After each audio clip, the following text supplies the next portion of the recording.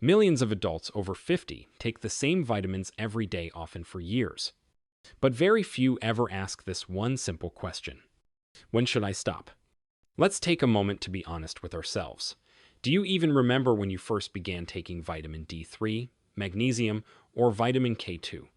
Most people can't recall exactly. These supplements are everywhere, often described as the keys to staying strong and healthy as we grow older. So we take them faithfully day after day, month after month, sometimes even for years. But here's the question few people ever stop to ask: how long should you actually keep taking them? 5 months, a year, two, or are you meant to take them forever without ever taking a break? This is where things start to get tricky. We've long been told that natural vitamins and minerals are completely safe. The usual belief goes something like this: if a little is good, then more must be even better. But the truth isn't that simple. New research is beginning to show that even the most natural supplement can become harmful if we don't understand how to use it correctly. The real danger often doesn't appear right away. It quietly builds up in the body over time, especially when supplements are taken continuously without pause. So today, let's take a closer look together. We'll explore 3 supplements that nearly everyone over 50 uses: vitamin D3, magnesium, and vitamin K2. You'll learn when they truly support your health and when they might start weighing your body down instead. By the end, you'll have a clearer picture of what's worth continuing, what might need a break, and why timing can be just as important as dosage. Think of supplements like tools in a toolbox. If you rely on the same tool for every task, it will eventually wear out or even damage what you're trying to repair. The same idea applies to those pills many of us take every single day without ever questioning them.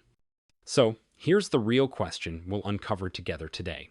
Is long-term use of D3, K2, and magnesium truly safe, or could it be slowly affecting your body in ways you don't notice?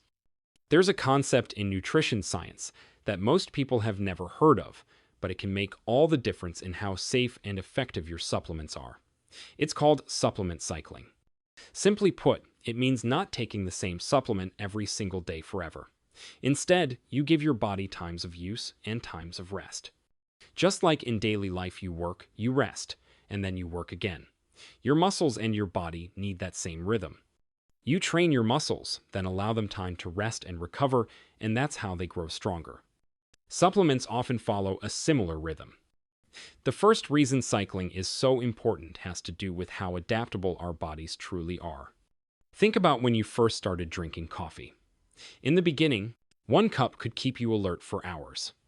But after a few weeks, that same cup barely makes a difference, and you find yourself needing 2 or 3 just to feel awake. Your body adjusts, and the effect fades. The same thing can happen with supplements. When you keep taking the same dose day after day, your body becomes used to it and stops responding the way it once did. By pausing and restarting, you give your system a chance to become responsive again so you can benefit more, even from a smaller amount.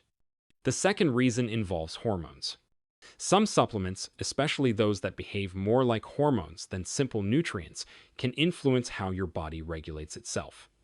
Vitamin D3 is a perfect example. It affects thousands of genes and biological pathways, including hormones like melatonin, which supports sleep, and testosterone, which helps maintain strength. If you take D3 continuously at high doses, your body may start to produce less of these naturally, believing it no longer needs to. Cycling gives your body the space to restore its own natural balance, instead of relying entirely on a supplement. The third reason has to do with side effects. Even the most natural supplement can cause issues when taken without breaks. For instance, magnesium can sometimes lead to loose stools, while higher doses of D3 may cause constipation. Some people even notice their sleep becomes worse, not better, when timing or dosage isn't quite right. Taking a break allows your digestive system, your liver, and your hormones time to reset. When you begin again, those side effects often lessen or disappear entirely. So, supplement cycling isn't about making your health routine more complicated. It's about working with your body's natural rhythm instead of fighting against it. Use, rest, recover, repeat.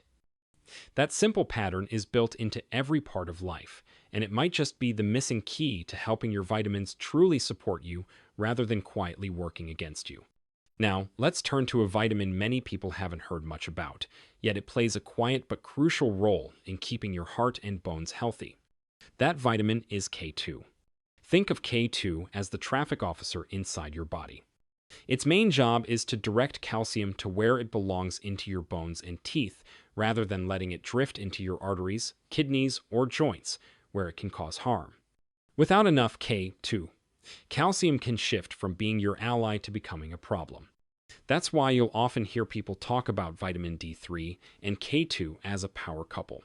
D3 helps your body absorb calcium, while K2 decides where that calcium should go. If you take one without the other, your body's system won't function the way nature intended it to. What makes vitamin K2 so remarkable is that, unlike D3, there's very little evidence suggesting it ever becomes toxic even when taken over long periods. In fact, most people are significantly low in K2, and that's not anyone's fault. The modern diet simply doesn't provide enough of it. Leafy greens contain vitamin K1, which serves different purposes, but true vitamin K2 is rare. It's mainly found in a few unique foods, especially fermented ones. One of the richest natural sources is a traditional Japanese dish called natto, made from fermented soybeans. Researchers in Japan discovered that people who eat natto regularly tend to have stronger bones and far less calcium buildup in their arteries compared to people of the same age in Western countries. That single difference in diet gives them a measurable advantage in both heart health and bone strength. So, what does this mean for you if you take supplements? The encouraging news is that K2 appears to be safe for long-term use. Research shows that a daily amount between 90 and 200 micrograms falls well within the safe range. Unlike certain fat-soluble vitamins that can build up to dangerous levels, K2 doesn't seem to accumulate in a harmful way. This means there's generally no need to cycle it the way you might with other supplements. If K2 is part of your daily routine, you can continue using it without worrying about slowly harming your system. There is, however, one important exception. If you take blood-thinning medications, such as warfarin or Coumadin, you need to be careful. Vitamin K2 can interfere with how these drugs work. In such cases, your doctor may need to adjust your dosage or monitor your INR levels more closely. It doesn't mean you can't take K2. It simply means you should talk with your healthcare provider and ensure your levels are checked regularly. So, here's the bottom line. Do you need to cycle K2? No, you don't. For most adults over 50, adding K2 helps fill a major nutritional gap left by modern diets. It's one of the simplest and safest ways to support strong bones, maintain healthy teeth, and keep your arteries free from unwanted calcium deposits. Now, let's move on to magnesium, one of the most essential yet often overlooked minerals in the human body. It plays a role in more than 300 different biochemical reactions, from producing energy in your cells to helping your muscles contract and relax. It also supports healthy nerve function, regulates your heartbeat, promotes stable blood sugar, and helps you enjoy deeper, more restful sleep. Without enough magnesium, it's like running a car without oil. The car might keep moving for a while, but eventually, the engine begins to grind and wear down until it finally stops. What's concerning is that nearly half of all people over the age of 50 are low in magnesium. That means 1 out of every 2 older adults is walking around with too little of this essential mineral.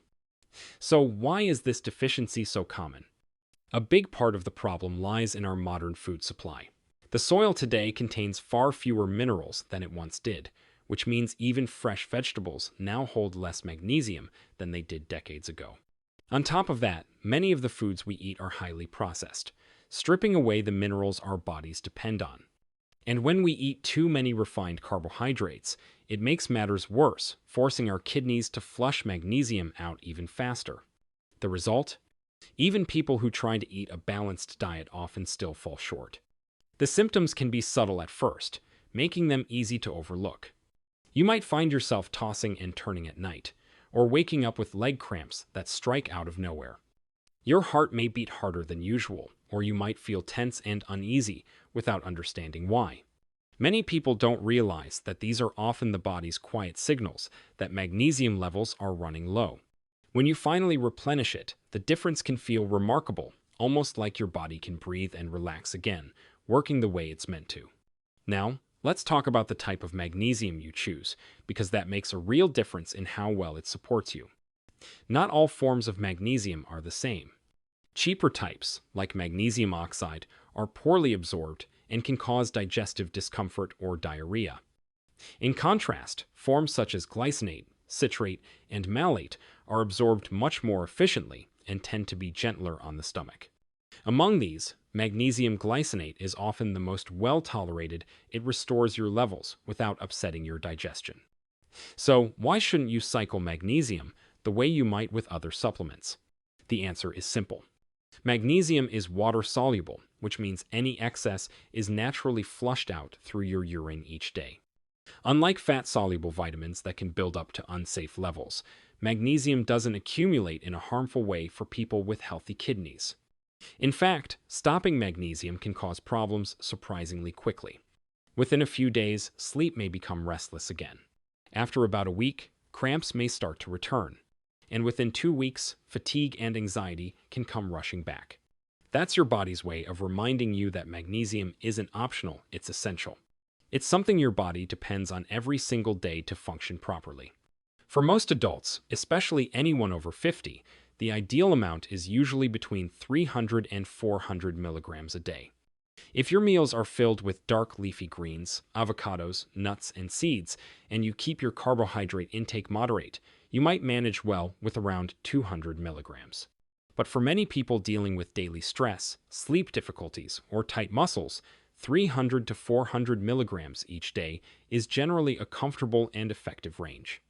As long as your kidneys are healthy, magnesium is one of the most dependable and gentle nutrients. You can take something that can safely be part of your daily routine without needing to cycle on and off. Vitamin D3, however, is a very different story. Unlike other vitamins that act mostly as helpers in small chemical reactions, D3 behaves more like a hormone, influencing thousands of genes and pathways throughout your body. It helps regulate your immune system, supports strong bones, and keeps your cardiovascular system running smoothly. It even plays a role in mood and mental focus. Some studies suggest that maintaining healthy vitamin D levels may help reduce the risk of certain cancers. So, this isn't just an ordinary nutrient, it's a hormone-like substance that affects nearly every aspect of your health. Here's what many people don't realize. D3 is fat-soluble. That means it doesn't leave your body easily like vitamin C does. Instead, it's stored in your fat tissues and liver, where it can stay for weeks or even months. If you take high doses daily, those levels continue to build up. Your vitamin D can remain elevated long after you've stopped taking it. That's a big contrast to magnesium, which your body naturally flushes out every day. The issue with too much D3 is that the effects appear slowly. You might not notice anything sudden, but gradually you could start feeling unusually tired, even though you're taking vitamins meant to boost your energy. Your sleep may grow restless, leaving you awake past midnight, staring at the ceiling until 2 or 3 a.m. Some people notice their heart racing, sometimes too fast, sometimes irregular, and assume it's just stress or getting older. Others begin to experience mild digestive discomforts, like nausea, constipation, or bloating, without realizing that excess D3 could be playing a role. In some cases, taking too much vitamin D3 can actually lead to increased anxiety, the complete opposite of the calm and steady feeling you expect from good health. These are often quiet warning signals that your vitamin D levels may have climbed too high. Research supports this. Studies published in journals, such as the American Journal of Clinical Nutrition, show that once your vitamin D levels rise, they can stay elevated for many weeks, even after you stop taking supplements. Another study in the Journal of Clinical Endocrinology and Metabolism found that it can take several weeks or even months for your body to bring those levels down by half. Because of this slow decline, taking high doses of vitamin D3 every single day may not be the wisest choice, especially if you also spend time in the sun. So, how can you manage it safely? This is where cycling comes in. If a blood test shows your 25-hydroxy vitamin D level consistently above 50 nanograms per milliliter, it's often helpful to take a short break of about 2 to 4 weeks. That pause allows your body to naturally rebalance. Another option is to switch to a lower maintenance dose around 1,000 to 2,000 IU per day instead of the more common 5,000 IU. Some research even suggests that taking vitamin D every other day, rather than daily, can still keep your levels healthy while lowering the risk of buildup. It's also important to remember that vitamin D needs vary greatly from person to person. They depend on factors like your skin tone, age, where you live, and even the season. People with darker skin need more vitamin D than those with lighter skin because melanin acts as a natural sunblock. Those living in northern regions with long winters usually need more than people in sunnier southern areas. During summer, your needs may drop, while in winter, they often increase. And as we get older, our skin becomes less efficient at producing vitamin D from sunlight, making supplementation more important. That's why there's no one-size-fits-all approach. The key is to listen to your body and, when possible, confirm your levels through a simple blood test. If your levels are low, supplementation can be a powerful support. But if they're already high, continuing the same dose might tip you into excess. Cycling helps you stay in that healthy middle ground, where vitamin D benefits your body rather than burdening it. So, how do you recognize when you've had too much? The truth is, vitamin overload rarely announces itself in a dramatic way. It tends to sneak in quietly, with symptoms that can easily be mistaken for aging or everyday stress. The first sign is a kind of unusual fatigue. You're taking vitamins for energy, yet somehow you feel more drained, as if your body is slowing down instead of recharging. The second clue often shows up in your digestion. Maybe you start to feel bloated or your stomach just doesn't feel settled. Sometimes it's constipation, other times diarrhea, and it's easy to blame it on whatever you had for dinner. But often, it's your supplements quietly signaling that something inside has slipped out of balance. The third clue often shows up at night. You might have started taking magnesium to help you sleep, yet find yourself lying awake, staring at the ceiling until 2 or 3 in the morning. Or perhaps you notice your heartbeat feels off, sometimes too fast, sometimes slow, sometimes skipping a beat, as if your chest is gently reminding you that something isn't quite right. And then there's that subtle feeling that's hard to explain, the sense that your body just doesn't feel normal. You may feel uneasy for no clear reason. Your joints ache even though you've been consistent with your vitamin D3, or you wake up tired despite a shelf full of supplements. These quiet signs are easy to overlook, but they're your body's way of asking you to stop and pay attention. There are certain signals that appear when your system is overloaded with more supplements than it truly needs. The first one is an odd kind of tiredness. You take your vitamins expecting more energy, yet you end up feeling heavier, slower, and more drained as the day goes on. It's tempting to blame stress or aging, but often it's your liver quietly working overtime to handle the excess. Another common sign appears in your digestion. Some people begin noticing bloating after meals or unexpected constipation that doesn't seem tied to what they've eaten. Others experience the opposite, loose stools and discomfort that seem unrelated to food choices. Magnesium in the wrong form can lead to diarrhea, while too much vitamin D can slow digestion and cause constipation. A third warning sign is restless sleep. You might have added magnesium to help you unwind, yet you're still wide awake well past midnight. Sometimes it's simply because the timing of your dose isn't right. Other times, your vitamin D levels have crept too high, disrupting your natural sleep rhythm. A fourth clue shows up in your heartbeat. One day it races, the next it feels sluggish, or maybe it skips a beat now and then. Many people assume it's just anxiety or part of getting older, but in truth, it can be your minerals and vitamins drifting out of balance. And finally, there's the hardest feeling to put into words, yet perhaps the most important one. It's that deep down sense that something just feels off. You can't explain it, but you know it's there. Your joints ache even though you're taking D3, and your body feels weary even after doing everything right. You might notice you're feeling anxious, even though you've been taking magnesium. Or perhaps you're still worn out, despite having a cabinet full of supplements. When that happens, it's your body's quiet wisdom trying to get your attention. And when it speaks this way, the best thing you can do is listen. So, what's the key message behind all of this? Vitamin K2 is generally safe to take over the long term. It's one of those unique nutrients that helps fill a gap in our modern diets, and most people can benefit from having it daily. Magnesium, on the other hand, isn't something to take on and off.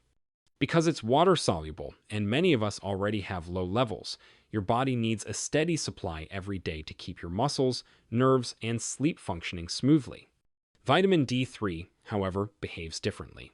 It's powerful, more like a hormone than a vitamin, and it can gradually build up in your system without obvious signs. That's why it needs to be monitored carefully, and sometimes it's wise to take breaks before starting again. If there's only one thing to remember, let it be this. Supplements are like seasoning in cooking.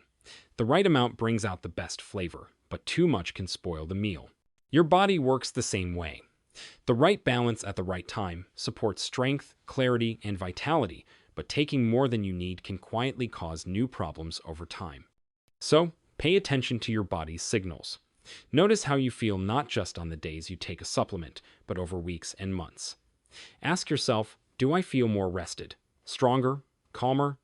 And if something feels off, don't ignore it. Sometimes the most healing thing you can do is pause and allow your body to find its natural balance again. Now, I'd love to hear from you. Which of these supplements have you been using the longest? Have you noticed any of the signs we discussed today? Feel free to share your experience below. It might help someone else on their own health journey.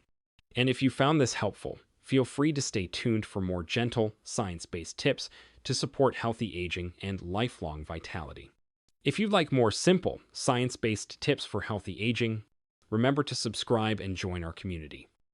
Together, we'll keep learning how to stay strong, balanced, and full of life.